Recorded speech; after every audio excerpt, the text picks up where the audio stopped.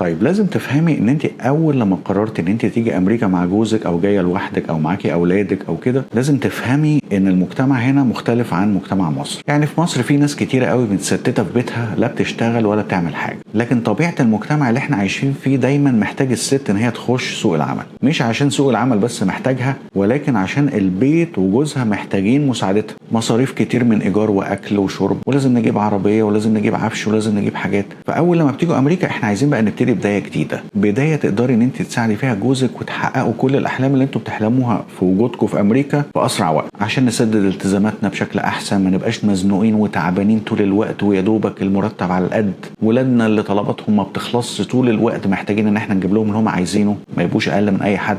محتاجين نسافر نصيف نعمل، وكل ما تيجي تقولي لجوزك يقول لك منين اجيب منين، احنا يا دوبك بناكل ونشرب وخلاص ومكفيين نفسنا بالعافيه. نفسك تروحي مصر كل سنه او كل سنتين وبرضه مفيش فلوس.